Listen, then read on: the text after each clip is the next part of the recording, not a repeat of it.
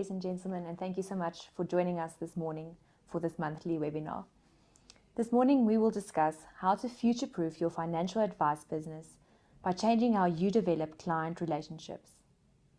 We will attempt to answer some questions such as, what does the latest research say clients expect from their advisors?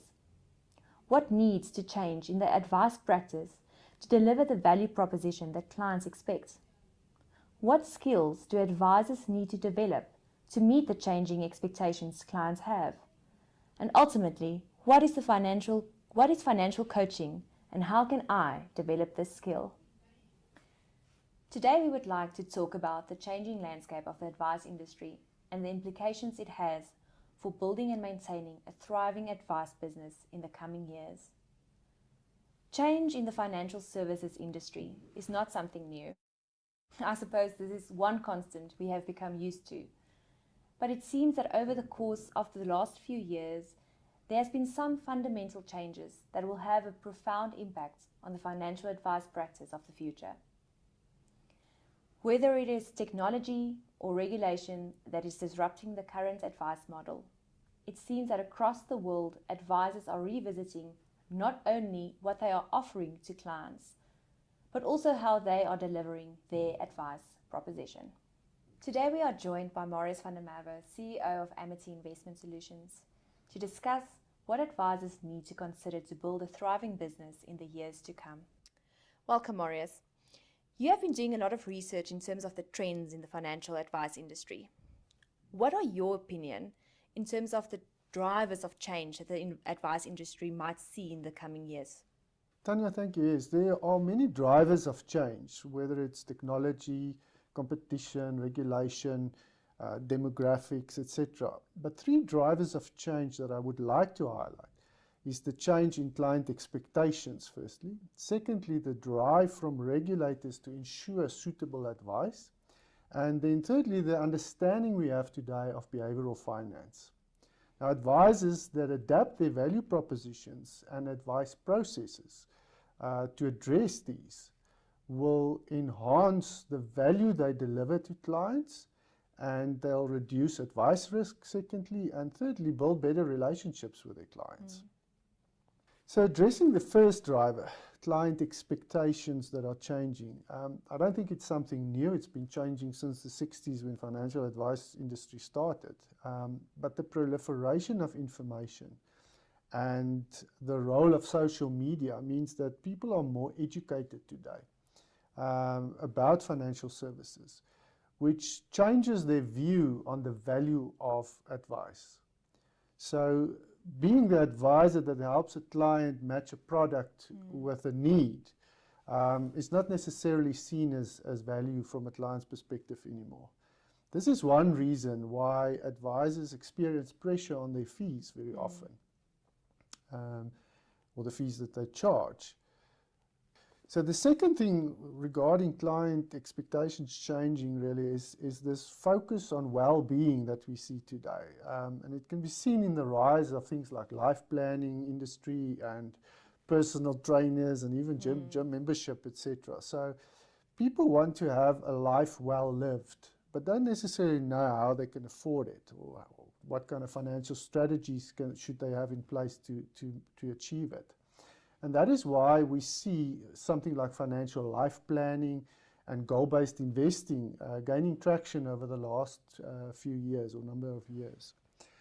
Then another thing that drives this change is the need for more life experiences. And we can see that in the growth of the so-called experience economy. So today, the functional value of a product is sort of like the admission ticket to the game. People want experiences that touch them emotionally, personally. So people's time is limited, their resources are limited rather, and they are spoiled for choice, which means that they want to spend their limited financial resources on something that is more personal, that is meaningful and memorable. So a financial advice process that is more focused on the person rather than the money will lead to more engaged and loyal clients for advisors. So these changes mean that we as advisors need to reconsider our advice offering and adapt to what clients expect or want from us. So research from institutions like Vanguard, Morningstar, the CFA Institute found that what clients want and value most is advice that delivers the following. Firstly, it's advice that enables a life well lived. Secondly, advice that helps them achieve their goals with tailored solutions. Advice that empowers them to make better financial decisions, and advice that gives them control. The second driver of change is how advice is delivered, the driver from regulators to ensure suitability of advice. And this is a focus of regulators in the UK, in Australia, and in South Africa. And especially the UK regulator, the Financial Conduct Authority, has been especially active in sort of driving this. And they've done surveys that showed that very few advisors can demonstrate the process they follow to determine suitability. A white paper published by the FCA titled Assessing Suitability stated that the process of assessing a client's risk tolerance, risk capacity, and determining the motives even behind the client's goals and needs is not very robust. So we can expect that in the years to come, there will be an increase in the requirements to determine suitability. And advisors that follow processes that help them to get a better understanding of their client's behavioral profile will not only reduce advice risk, but will go a long way in building better client relationships. Another benefit for the advisor will be that when the financial solutions recommended for a client integrates achieving a specific financial outcome and ensuring the client experiences financial well-being during the journey to the outcome, that the advisor will experience less anxiety and stress and be more efficient because they won't need to, take calls of clients and explain things all the time. The third driver of change, which I mentioned, is the understanding we have today of behavioral science behind people's money beliefs, habits, and biases. This will without a doubt change not only how we deliver our advice proposition, but also the processes we follow to onboard clients, for instance, the way we communicate with clients, and our review meetings may even change. So we can already see the importance of this in the fact that the training curriculums of the CFP, for instance, and the CFA Institute includes modules in behavioral finance, and many financial product providers even developing coaching programs that they are presenting. So advisors who address these factors in their businesses will, in my opinion, differentiate themselves and create a competitive advantage that will be very difficult to duplicate, because it will create what the CFA Institute calls relationship alpha. A relationship which is strong is very difficult. Clients are loyal and therefore difficult to beat. Maurice, listening to you describing these drivers of change, it seems that firstly, financial advisors will do a completely different or fulfill a different role than a robo-advisor, for instance. So that's one of the points I think you might have touched on, but also then that we as humans aren't necessarily very good at managing our own money. So if an advisor now wants to address these factors in their advice business, what, in your opinion, needs to then change? So the first change in the FSP would be to take the time to articulate, to develop firstly, and then articulate the FSP's value proposition. Having clarity about what the value is of what you do, who your target market is, what your offering entails, and also proactively determining what the experience is that you want your clients to have when they deal with your business. All those things will determine ultimately what your marketing message will be, what your how you spend your time, what kind of systems needs to be in place, and even what kind of skills you'll have to need to develop in future. So the research that I've done leads me to believe that the ultimate value proposition for financial advice would really be delivering financial well-being for clients. And to do so requires advisors really to fulfill 4 roles. The first one is the one that we know, the role of being a planner. And the starting point for any form of change really is awareness.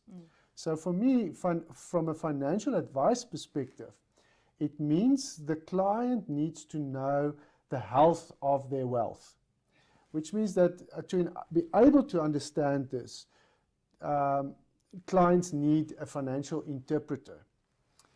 So financial advisors need to be what Professor Maya Statman from Santa Clara University in the US calls financial physicians. We need to give clients a diagnosis of their financial position.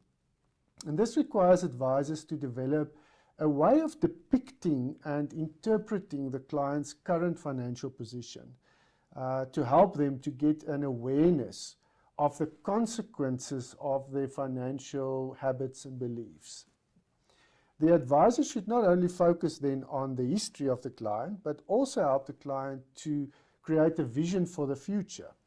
And as a planner, advisors need to adapt their planning processes to explore the life events that may impact the client's lives and help them explore goals for the future. You know, goals has a very big value in motivating people and also in decision making, which in turn rather helps managing the client's expectations and their behavior.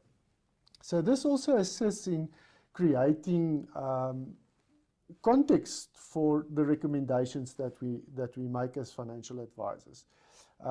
So that in turn provides purpose and leads to clients being more engaged in their financial plan.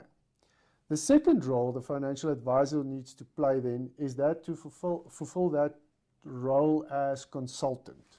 So having a technical expert that can sort of evaluate financial products, what are the tax implications, etc., and the best way of implementing that within the context of the client's financial plan. And that is something that they'll need. The third role is that of administrator, someone that helps them to organize their financial affairs and then also assist them in implementing financial decisions. And then the new role that I think advisors will play more so in future would be that of a financial coach. So to be able to deliver financial well-being, we need to influence financial behavior in a way that clients' money beliefs and habits will be healthy and support their goal achievement. And this will require advisors to develop skills like emotional intelligence and coaching skills. Now, I'm not saying that we all need to become psychologists and sort of buy a therapy couch to put in our practices, but I'm saying that we need to develop our listening skills. We need to be able to ask the right questions, which will change the advice process from telling clients what to do to enabling them to make better financial decisions. As I mentioned before, you know, what clients want is they want to be empowered. They want to be enabled to feel in control of their journey and experience financial well-being ultimately. The second area of change is designing an advice process that is more client-centric. Every step in the advice process should be aimed at creating engagement and empowering clients to create a financial plan that is focused on them helping, or rather helping them, achieve a life well lived. Rob Knapp, the former managing director of Merrill Lynch, also the author of a book called Supernova Advisors, said, "He who owns the plan owns the client." So advisors who understand their clients, manages a financial plan that is personal and engaging for the client, will develop better client relationships and deliver value that clients will be willing to pay a premium for. So as can be seen from the discussion today, the primary shift is in moving from product to enabling financial well-being. And at the heart of this is knowing the client better and being able to influence financial behavior that will lead to outcomes that will help clients have a life well lived. Thank you so much, Marius. This was definitely a very informative and insightful interview session this morning, and one that really highlights the ever-changing landscape in the financial advice world. What we did notice is that we as financial professionals need to also adapt and also learn how to coach. So we will now hand over to Marina Pretorius. Marina is an organizational and industrial psychologist. She is also registered with the HPCSA and has a passion for building systematic resilience into organizations through working with leadership, teams, and individuals to reach their full potential within a sustainable business environment. Marina will highlight some practical examples of how to implement coaching skills in our practices and also highlight what coaching is. We'll then hand over for a Q&A session at the end, and please keep an eye out for some of the poll questions that might pop up throughout the webinar. Your participation would be highly appreciated. Thanks, Marina. Good morning, Marius and Tanya, and everyone who has called into this webinar this morning. It's really a privilege for me to join you this morning because I also think the topic is very relevant. We see the change of refocusing, of future-proofing our professions and jobs really across wide industries, especially given the impact of the fourth industrial revolution, which is really changing how we work, where we work, and when we work. But before I go on with what I have to offer today, I am very curious about what this audience think about the information that has been shared up to now. Some of you might know, and probably all of you, that public speaking is the #1 fear that people often have. Now, I can share with you from experience, if you do a webinar and you don't get any feedback, that is even worse. So everyone on the call, we're about 20 people, we are going to invite you to really practically participate in the conversation, and I'm going to introduce a tool to you to do that. I want you to take out your smartphone or your laptop, and I would like you to navigate to the website www.menti.com. When you get to that, you will see that there's a little box that asks you to insert a code, and you can then insert the code that you see on the screen, 34373580.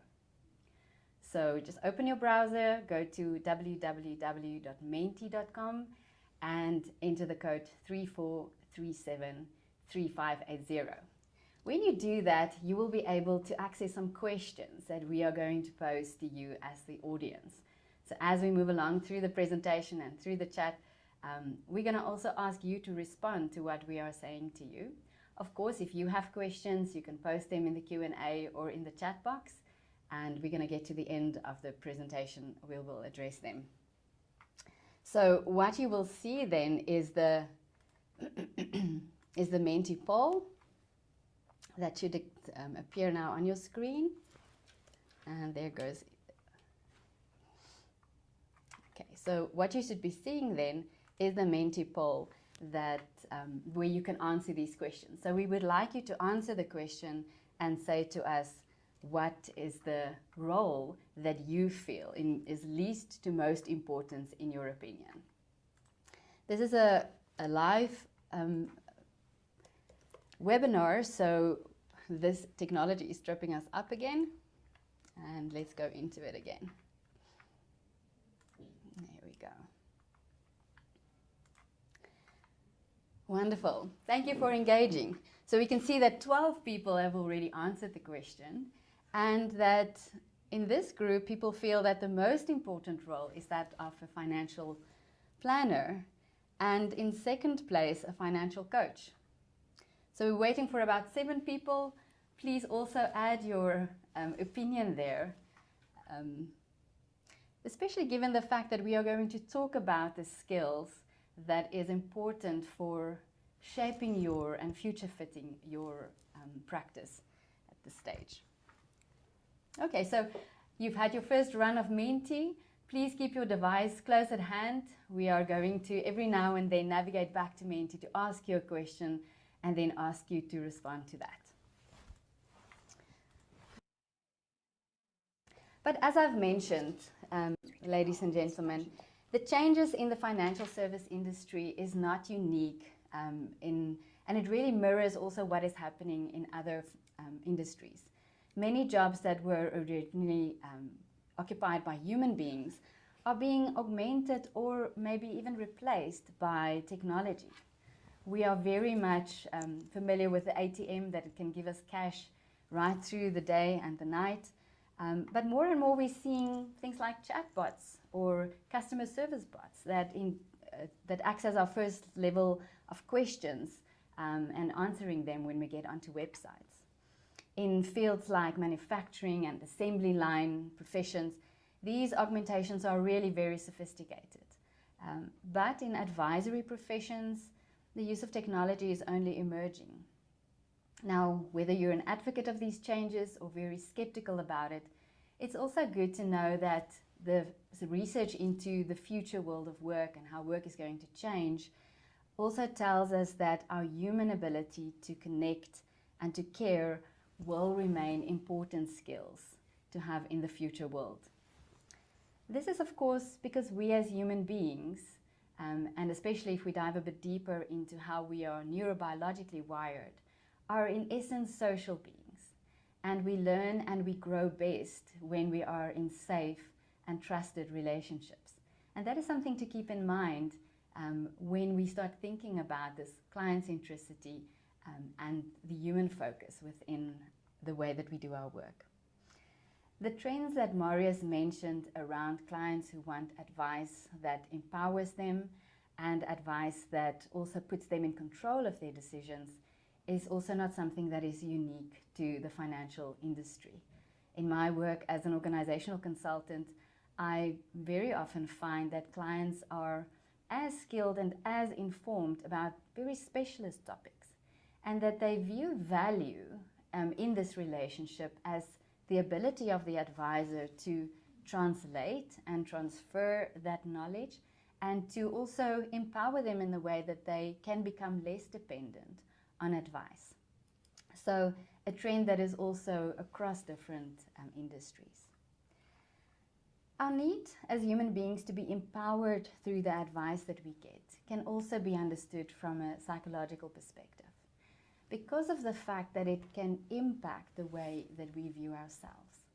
But I'm going to talk a little bit about that more later in the presentation. So Marius asked me to talk about what are the skills that advisors need to develop to meet this changing expectations from clients. Firstly, talk about the changing role that the advisor brings, to being a little bit more of a coach maybe. I'll unpack what coaching means and what are the skills associated with showing up as a financial coach. And then I'll end up with some very practical questions, some high quality questions that you can use to start shifting your approach from that of an advice giver to more of a financial coach. In doing this, I borrowed these questions from a very well-known author, coach and speaker, Michael Bungay-Steiner. He's a very experienced coach, and if this topic interests you at all, I can really recommend his work that you will also recognize. So back to the foundational questions. What skills? Now, I think let's first say to each other that these are not new skills. You've probably been practicing them throughout your career, but given the context of this conversation, we want to invite you to look at these skills again and how they can position you and empower you to really take a new lens of client centricity. Let's also say to each other that the skills are by no means the only skills or an exhaustive list of what there is to learn. But in my view, they are some of the foundational ones that one can work towards in honing and developing your coaching style and your coaching approach. I've settled on 3 key skills that I want to talk today about. The first one being self-awareness, then client centricity, and relationship building in the context of a coaching approach. So let's first stand still on what the term coaching means. The term coaching comes originally from the word that was used to describe a carriage that was pulled by horses. And the symbolism behind that is obviously a structure that supports someone moving from one point to the other. Now, there are very nuanced definitions of coaching, but the one that is used by the International Coaching Federation is an ongoing partnership that helps clients to produce fulfilling results in their personal and professional lives. Through the process of coaching, clients deepen their learning, improve their performance, and enhance their quality of life. And if you think about what Marius just said about financial well-being, coaching seems to be a good fit there in terms of the process that can be used. The essence of coaching is that one is there to help a person go the way that they want to go, and also in the direction that they want to go. And that to me sounds very closely related to the definition of life planning as we find it in literature, and that Marius also has referred to now.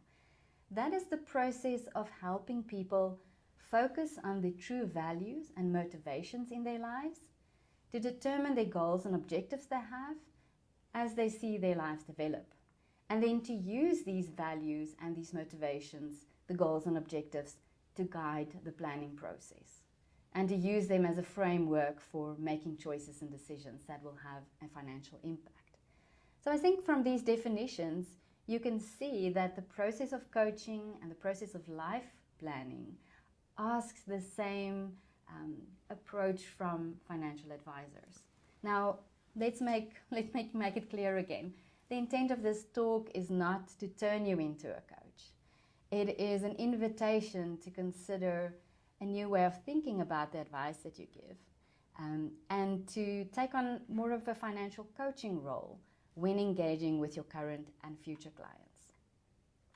But let's go back to the foundational skills, of which the first one is self-awareness. Marius mentioned that your role as a financial advisor is often to create awareness for the client on the health of their wealth. In this context, I'm inviting you as the advisors to grow your awareness about your own style of giving advice. You can ask yourself the questions around what is your style or approach when you give advice to clients? How aligned is that to coaching? And as we move through the presentation, we'll give you more information about that. Is there a gap between how you currently work and what we say coaching is?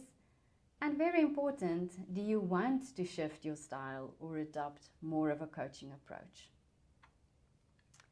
Now, Michael Bungai-Sainer also wrote a book called The Advice Trap, in which he talks about the advice monster that lures within each of us.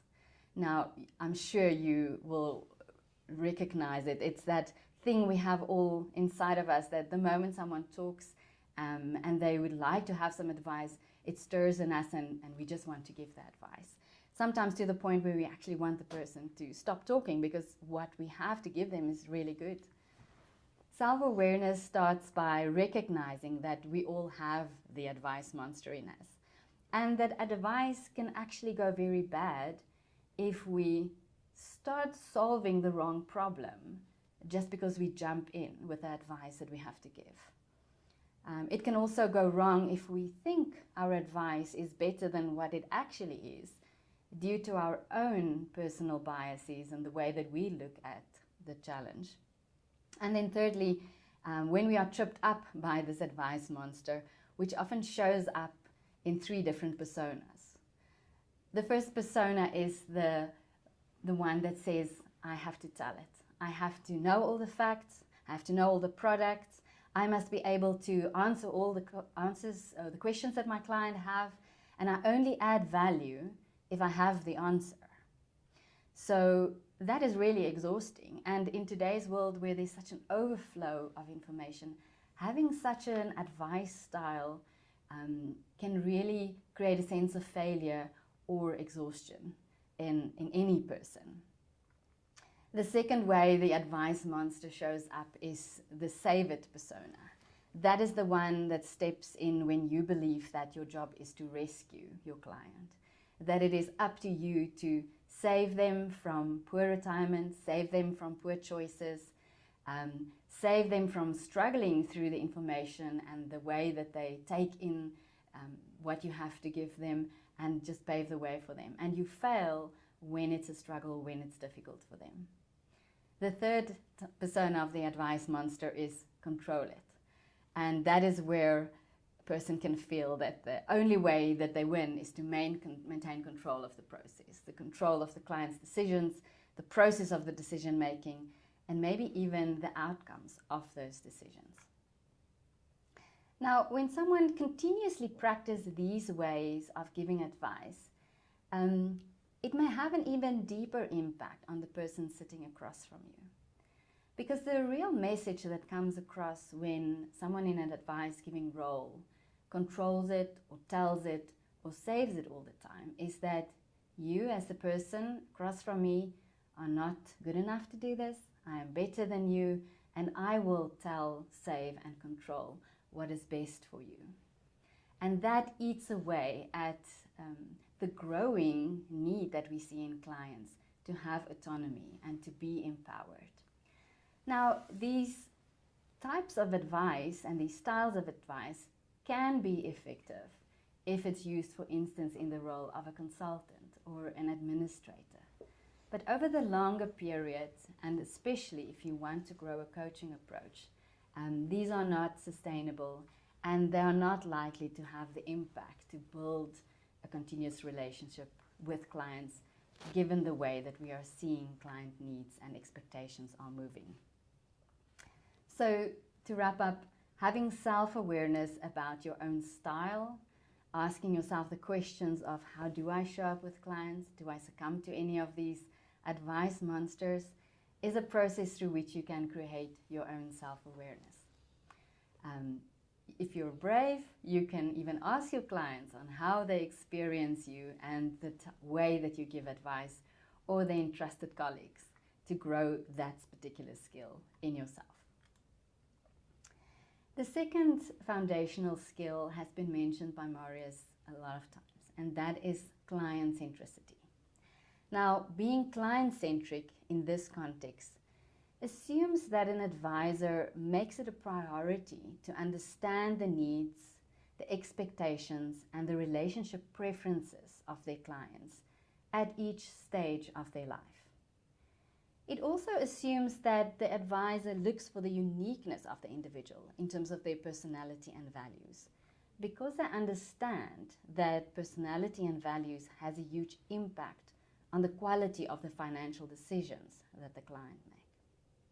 And then in knowing and understanding the client, the advisor is then able to bring that knowledge and insight into the planning process, to tailor their own offering and to match the type of relationship that the client desires.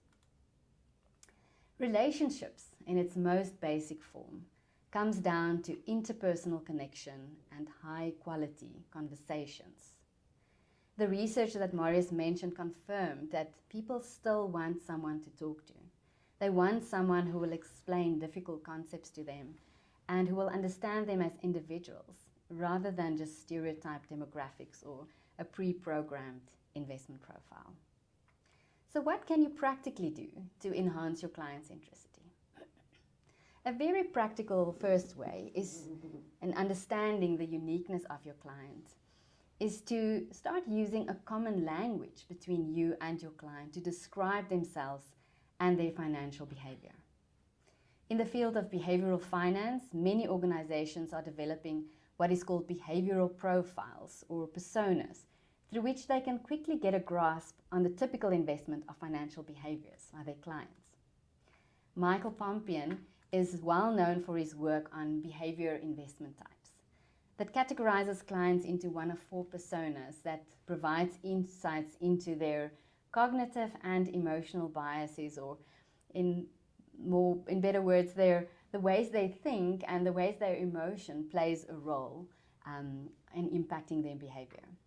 He talks about the preserver, who is someone who places a great deal of emphasis on financial security and has a conservative approach to investing. The follower is someone who does not necessarily have a keen interest in the financial markets, and they usually follow the advice of family and friends in regards to investment choices.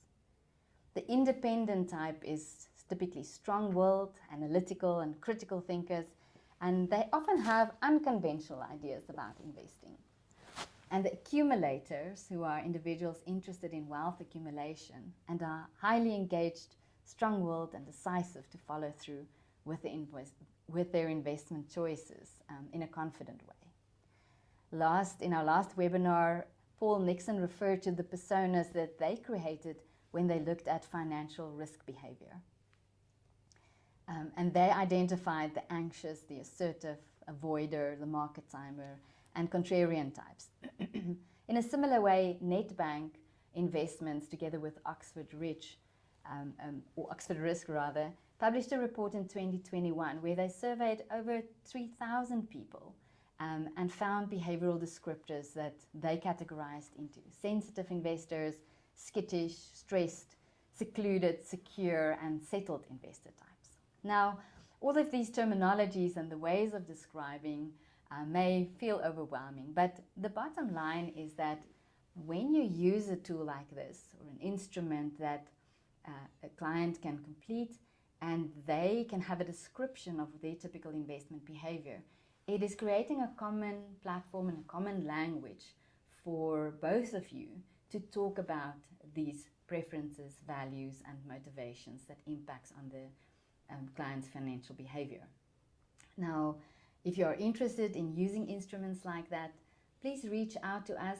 Amity is shortly going to start a project where we are going to develop our own instrument to deepen our insights and your insights into these behaviors. And we can also refer you to other existing ones that you can use to start exploring these tools in understanding your clients better and promoting your client centricity. Before I move on to the next section, I want to again refer you to Menti. And I want you to use the same code and ask the question or answer the question, what topic of conversations do you see emerging in your interaction with clients other than financial topics? So if we, and now it's doing it again. Okay, let's move on to that one. What topics are emerging in your interactions with clients? So in the way that you engage with clients, when you talk to them, are there conversations that you are having that is not necessarily financially related? Because what we've seen in the research is that clients who were very highly satisfied clients in the research done by MIT also wanted to talk to their advisors apart from the financial plan for retirement. They wanted to talk about job transitions, new careers, or retirement plans that links up. They wanted to talk about family members' finances, future goals and aspirations was a strong one, and how they currently manage their money. So clearly showing that the range of topics is a more holistic one that speaks to financial behavior and financial well-being, but clients want to move to having that bigger picture when they talk about their finances. So a practical action that you can take is to consider the typical topics that you include in your conversations with clients. Consider expanding these topics to include a more holistic picture of the client's life and the planning necessary to help them live that life and reach these goals. The third foundational skill is really a collection of micro skills that I lumped under the term relationship building. Marius already mentioned a few that supports rapport and relationship, and having high quality conversations is an important one. I would like to add the following, as you can see on the screen. A first one that have underwent dramatic changes in the last 2 years is that one should be mindful of where you meet your client. The jury is still out on whether there's a real impact between meeting clients online or virtually, in an online space, or practically in a coffee shop or in an office, in person. And it would be interesting to know where you guys meet at the moment and what the trends is in your environments. Regardless of where we meet with clients, whether it's online or in person, it is very important that the client experience the meeting space as comfortable and as encouraging of openness, non-threatening and private. So again, client centricity comes in here, where one should not assume that sitting in a coffee shop is necessarily private for someone, or that it's not. It really depends on what the client experiences as being secure and private to have a conversation like this. Also, regardless of it being online or in person, having an open posture and a listening posture is obviously important. And again, this is a micro skill that we sometimes practice, but sometimes forget. And more importantly, when we meet online with clients, it's also important to be aware of that posture and to be aware of things not being between you and the client when it comes to how you engage over the screen. I'm sure you've all heard about the skill of active listening. And I really want to condense this much talked about skill as the ability that one has to listen to your client, but then the important skill to reflect back to the client what you've heard. One can use phrases like, so what I've heard you say is, and then continue to talk, or if I could say in my own words what I've heard, I would say it like this, and then continue to reflect back. It's very important that when you reflect back to your client, that you do not use financial jargon, but that you try and use the language that they used and giving it back to them to confirm your understanding. And the last micro skill that I want to pause on is the skill to ask high quality questions. Now, Michael, again, if I can quote him, calls our ability to ask high quality questions as our number one weapon to taming our advice monster. It is also the foundation for a coaching approach. And the way that we can develop this is to stay curious a little while longer in the conversation that we have with clients. And of course, if we stay curious a little bit longer, the best way to do that is to ask these high quality questions. Now, you may already use some of these questions that I'll share with you in different formats. And it's also important to know that they don't really have to be asked in a sequence. But some make more sense in the beginning and some in the end. Let's dive right into them. The first question that you can ask a client to open up the conversation is the kickstart question. And it says, what is on your mind? So maybe you chit-chatted and you've covered the grounds on children and school and work, but then ask the question, what's on your mind? The purpose of this question is to get the conversation flowing, but also important to meet the client where they are instead of just jumping into the financial conversation. You are very likely to find that what is on top of mind for the client is also something that will have an impact on how ready they are to participate with you in the planning process. The second question is the best coaching question in the world. And it uses the abbreviation OR, or what and what else. If you started the conversation with what is on your mind, the follow-up question is, And what else? What else is on your mind? You should really ask this question, because the first answer is really the only answer and really the best answer that the client may give you. Asking a bit further and deeper allows the client to bring those other topics that we've mentioned before and give you much more context for shaping your advice approach. The third question asks, what is the real challenge here for you? It is probing even deeper and asking the client to think about their real problem or challenge that they want to solve for coming to you.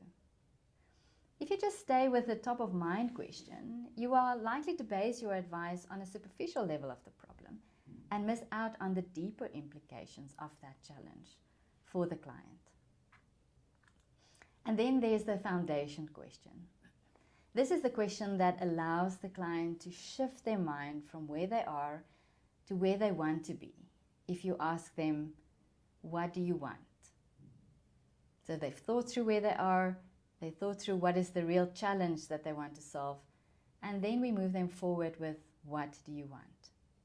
This question really forms the foundation for progress and allows the client to start looking forward. Now, the fifth question is called the lazy question. It's also the best question to help you tame your advice monster, and it really may seem irrelevant, but it also is the start of defining the roles between the advisor and the client. The question is, so how can I help you? A slightly blunter version may be, so how do you want me to help you? And a slightly softer version is, tell me what support would look like for you in this context. This question allows the client to verbalize their expectation from you as the advisor, and it really supports clarity and an avoidance of misaligned expectations between the advisor and the client. Number 6 is the strategic question. So it asks the client to not only think about where they are and what they want, but also about the context around the process. The question is, if you are saying yes to this, what are you saying no to? This is a question that you can continuously use through your advice process. For example, if you say yes to engaging in this process of disciplined financial planning, what are you saying no to? It's a very good question to ask whenever clients need to become aware of the impact of their decisions. The question also enhances commitment to the process from the client side, because they are weighing up the benefits and the costs of what they are busy with. The last question is the learning question, and it is usually asked at the end of the conversation. The question is, what are you taking with you from this meeting? What was most useful and most valuable for you? The purpose is obviously to motivate the client to consolidate what they've heard and learned, and also to help you as the advisor to understand whether what you meant to achieve was indeed achieved. So to make this very practical, I'd like you to sit back for a moment and consider what we have discussed this morning. And I'm going to talk you through these questions and ask you in your mind to use them as a practical process to think through what is on top of mind for you. What is on your mind when thinking about future-proofing your practice? And what else? So if you think about future-proofing your practice, what is the real challenge for you?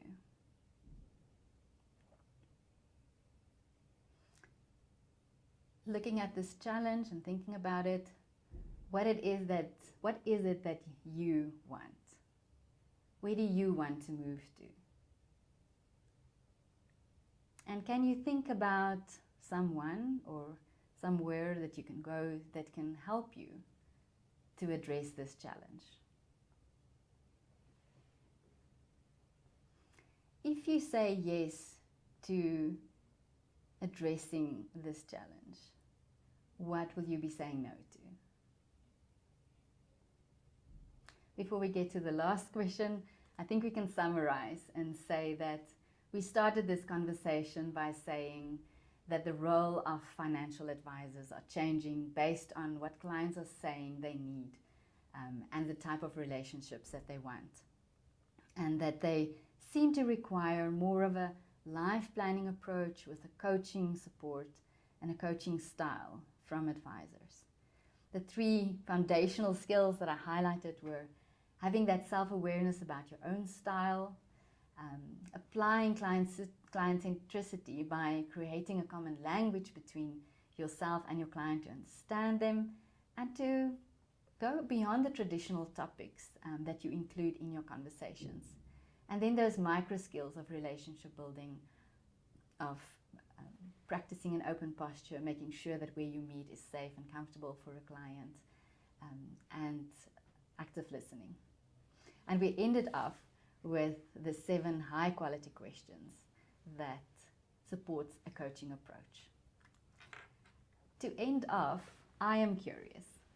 I would like to know whether you have any questions, and what did you find helpful from this webinar and from the information. So you can go back to Menti if it's working this time, and you can share with us what are the questions that you have, and what did you find most helpful from this webinar that we've shared with you this morning.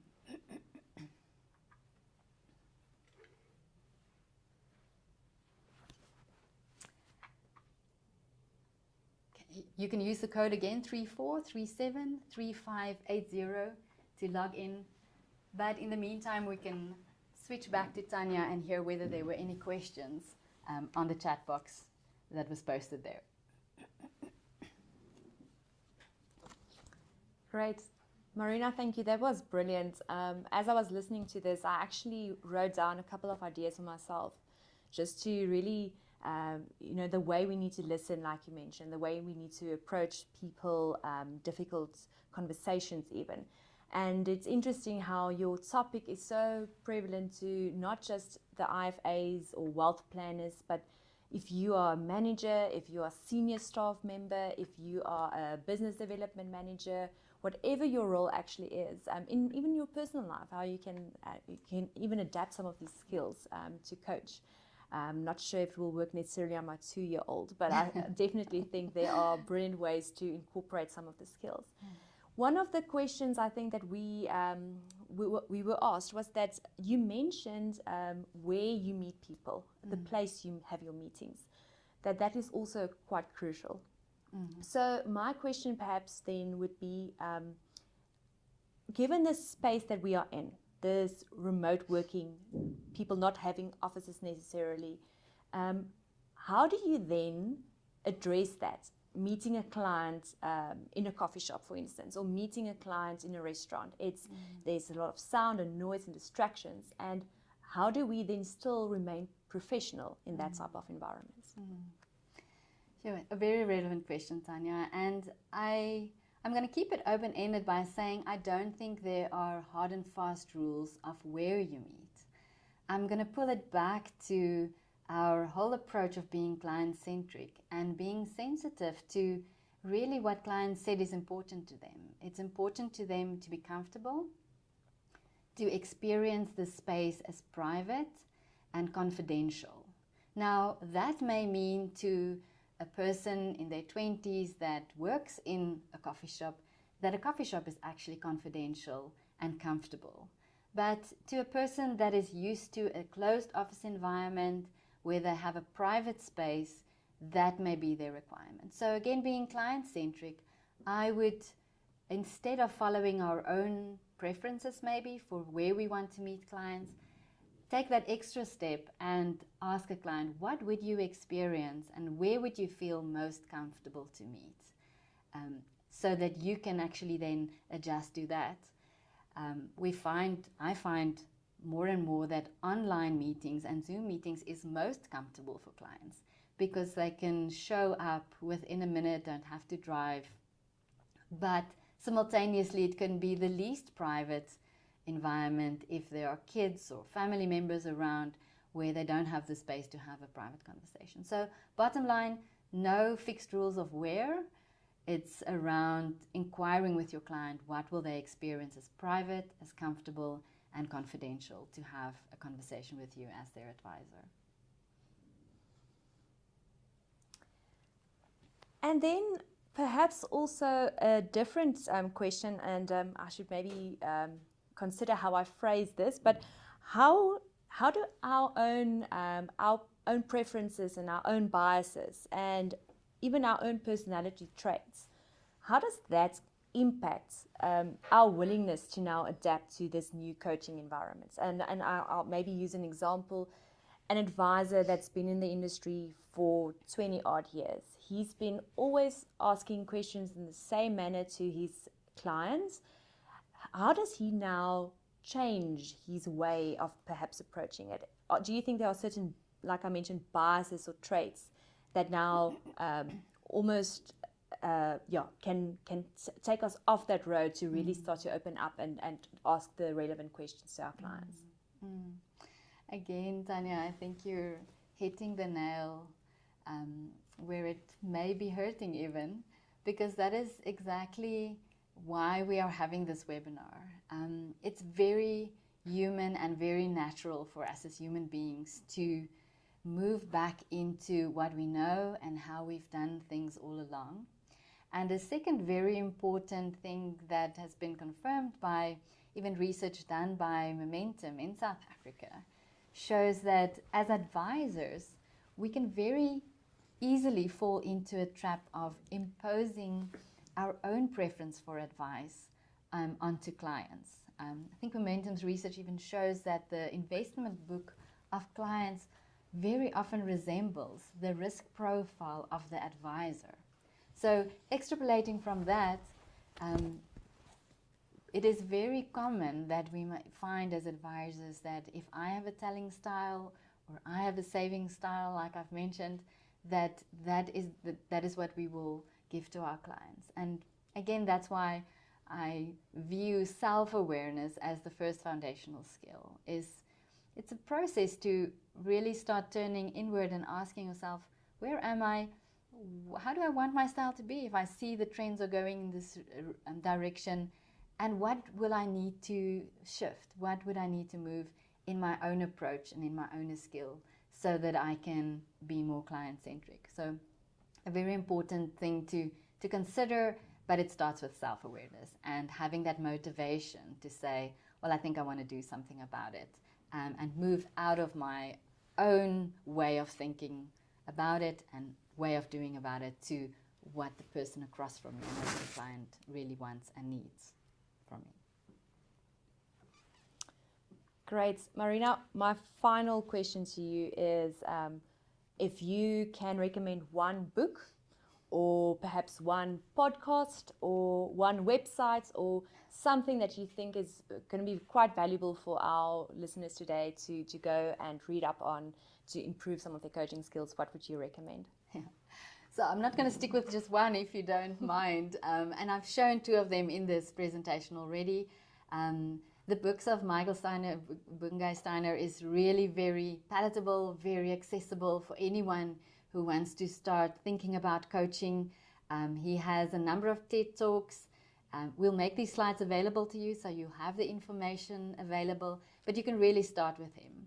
And then whenever, in any podcasts, he can also be found. You won't waste your time by listening again to some of the information that I've shared with you here, but from different angles. So we'll make the slides available and also the sources of the books and the references that we've given here. Great, thank you so much, Marina. I really appreciate you hosting this morning's presenting at this morning's webinar, and I found it very valuable. Now I'm speaking for most, but I found it very valuable this morning. Ladies and gentlemen, for those of you on the call this morning, thank you for attending. We were aware of the glitch that might have occurred on some of the slides. So we will, as Marina mentioned, make the presentation available, and we will also a copy of the session So we'll also make that available for you.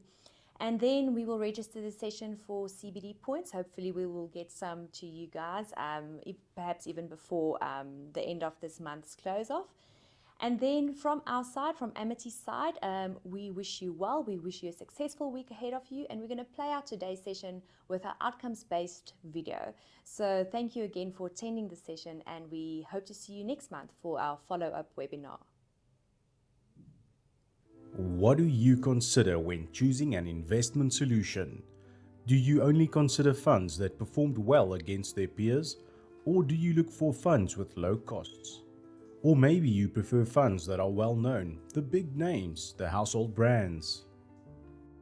If this is your criteria for selecting investment funds, you won't know whether the investor will achieve their investment objective or even what the investment journey will be like over the investment term. While we may think investors measure investment success or risk by considering average returns, risk-adjusted returns, or volatility, we are wrong. When measuring investment success, private investors tend to use a different benchmark, a more absolute benchmark. They ask one important question: did I achieve my goal? For private investors, investing is personal. They invest money to serve some emotional or functional purpose. An emotional purpose could be to provide a sense of security or financial independence. A functional purpose could be more practical, like paying for a child's education or ensuring they have retirement savings. Whatever the goal, it is important to them, and not achieving it has personal consequences for their life. The aim of investing should be twofold: achieve a desired outcome and give the investor a sense of financial well-being. It is proven that the success of an investment is not only determined by the returns the investment generates, but is also influenced by the investor's behavior. To enhance the probability of investment success, the strategy should therefore integrate both time-tested investment principles and behavioral factors. You may ask, what investment strategy achieves both these aims? Well, the answer is outcomes-based investing. Amity Investment Solutions manages a range of outcomes-based solutions. We focus on reducing the uncertainty of investment outcomes. Each investment strategy has a predetermined range of outcomes. The aim is to optimize the probability of delivering returns within this range consistently. Now it becomes easier to plan for investment goals, knowing the likelihood of achieving a certain outcome. You see, this way of investing now moves the narrative away from which combination of assets deliver a better return to which combination of assets has the highest consistency of achieving a specified range of outcomes, regardless of the market conditions.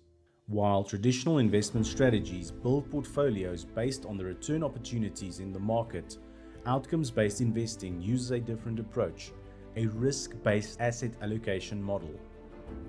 Amity Investment Solutions is a boutique discretionary fund manager with a very unique investment philosophy. Our range of outcomes-based model portfolios and CIS funds are based on the four cornerstones of our investment philosophy.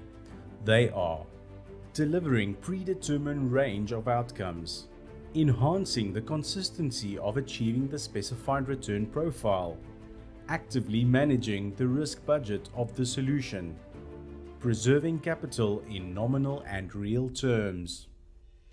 This is achieved by managing three key decisions: which asset allocation has the highest probability of consistently achieving the planned outcome, selecting active or passive building block managers that add value based on our proprietary scorecards, constructing the portfolio by combining managers which optimizes the risk and return criteria.